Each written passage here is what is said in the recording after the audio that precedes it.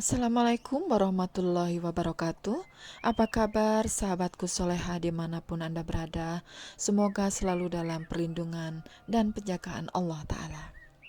Sahabatku soleha, kali ini saya ingin menceritakan tentang seorang sahabiah dan juga seorang syahidah yang wafat pertama kali karena mempertahankan keislamannya. Siapakah dia? Dialah Sumayyah binti Khayyat. Lalu mengapa saya ingin menceritakan tentang Sumayyah binti Khayyat? Karena saya teringat dengan perjalanan saya ketika mengunjungi sebuah negeri, yaitu Bosnia Herzegovina. Kala itu sampailah saya di sebuah kota kecil, yaitu kota Mostar, yang merupakan perbatasan dari Kroasia dan Bosnia. Sampailah saya di sebuah masjid kecil dan bertemu dengan seorang bapak tua. Bapak itu menyambut saya dengan sangat haru dan gembira, dan dia berkata, "Wahai saudariku yang datang dari negeri nun jauh di sana, betapa bahagianya saya dikunjungi oleh saudariku muslimah. Bersyukurlah kau, saudariku, bagaimana kau masih bisa tinggal di sebuah negeri yang aman, di mana kau bisa menjalankan syariat dan ibadahmu tanpa tekanan dan penuh dengan rasa aman." Disitulah saya merasakan tersentil dan betapa diri ini terkadang berkurang rasa syukur atas nikmat-nikmat yang Allah berikan, yaitu nikmat keamanan. Bagaimana kita masih bisa menjalankan syariat tanpa tekanan apapun dan tanpa mara bahaya apapun. Teringat dengan hadis Rasulullah yang dirawayatkan oleh Tirmizi nomor 2346 dan Ibnu Majah nomor 4141. Disebutkan di sana, barang siapa di antara kalian yang mendapatkan rasa aman di rumahnya, yaitu pada diri, keluarga, dan masyarakatnya, diberikan kesehatan, memiliki makanan pokok pada hari itu, maka seakan-akan dunia telah terkumpul pada dirinya. Inilah sahabatku yang sering kita lalaikan, bagaimana sesungguhnya kita harus mensyukuri atas nikmat aman yang kita dapatkan. Bagaimana dengan kisah Sumayyah binti Khayyat, di mana dia harus meregang nyawa, mengorbankan jiwa dan raganya karena mempertahankan keislamannya. Siapakah Sumayyah binti Khayyat ini? Dialah hamba sahaya dari Abu Huzaifah bin Mughirah. Wanita ini kemudian menikah dengan Yasir, seorang laki-laki pendatang, dan menetap di Mekah. Sumayyah adalah seorang wanita sebatang kara dan berada di bawah aturan yang berlaku di masa jahiliyah. Hampir-hampir tidak ada satupun kabilah yang membelanya.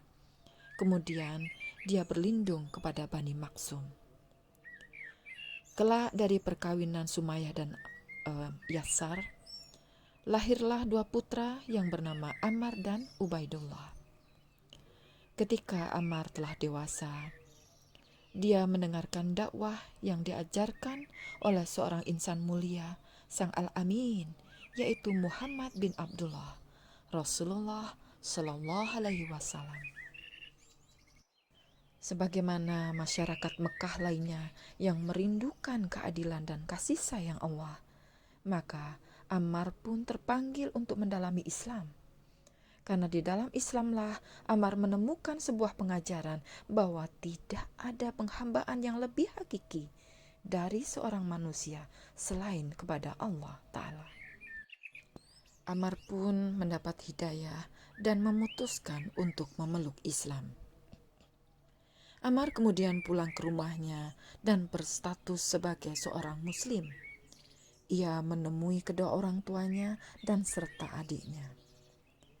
Kepada keluarganya, Ammar bercerita tentang pertemuannya dengan Rasulullah Sallallahu Alaihi Wasallam. Ia menuturkan bagaimana Islam yang begitu menyentuh hatinya, bagaimana dakwah-dakwah yang dibawa oleh Rasulullah telah menarik hatinya. Maka Anwar pun menawarkan Islam kepada orang tuanya, yaitu Sumayyah dan Yasir, dan alhamdulillah seluruh keluarganya menyambut gembira ajakan itu sehingga mereka masuk Islam. Dengan demikianlah Sumayyah menjadi orang ketujuh yang masuk Islam pada masa awal Rasulullah menyiarkan dakwahnya. Namun ternyata kabar masuk Islamnya Sumayyah dan keluarga kecilnya mengundang kemarahan kaum kafir Quraisy. Mereka termasuk Bani Maksum menyiksa seluruh keluarga Sumayyah. Maka muncullah pertentangan dan permusuhan dari orang-orang kafir. Bani Maksum segera menangkap keluarga Yasir dan Sumayyah, maka penyiksaan pun tak terelakkan lagi. Bermacam-macam siksaan dijatuhkan kepada keluarga ini agar mereka keluar dari agama Allah.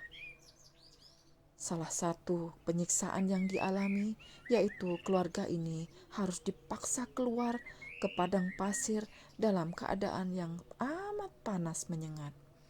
Mereka bahkan membuang Sumayyah ke sebuah tempat yang jauh. Tak hanya itu, mereka juga menaburi Sumayyah dengan pasir yang amat panas.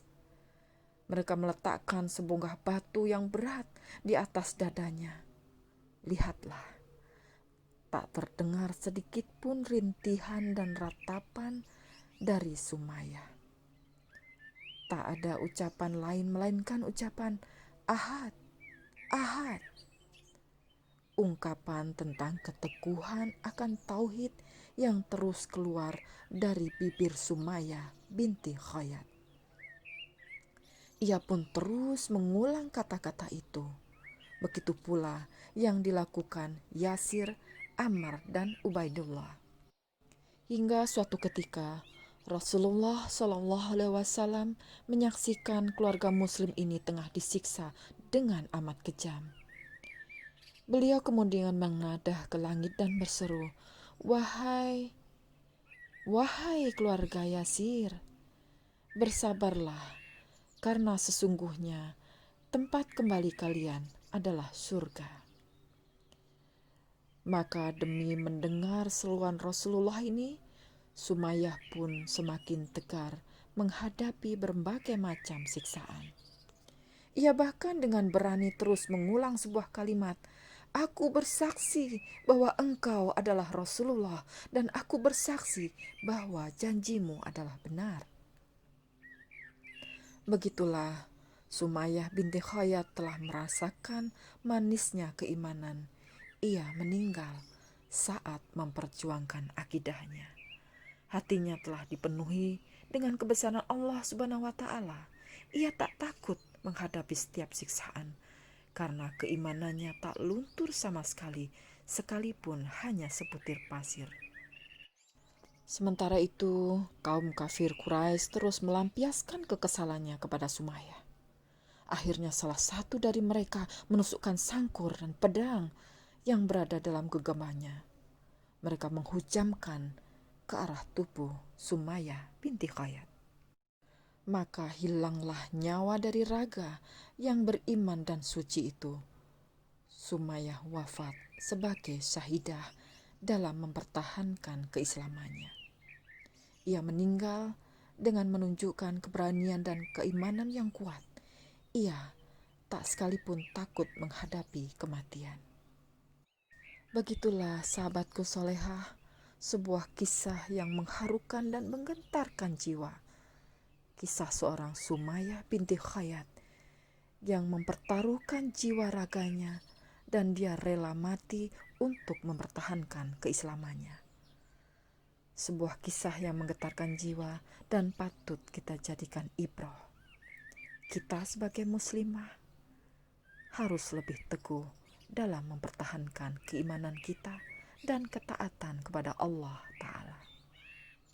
Demikianlah sahabatku soleha, semoga kisah Sumayyah binti Khayyat ini bisa menjadikan inspirasi dan motivasi bagi kita untuk terus istiqomah dan teguh dalam menggenggam keimanan. Assalamualaikum warahmatullahi wabarakatuh.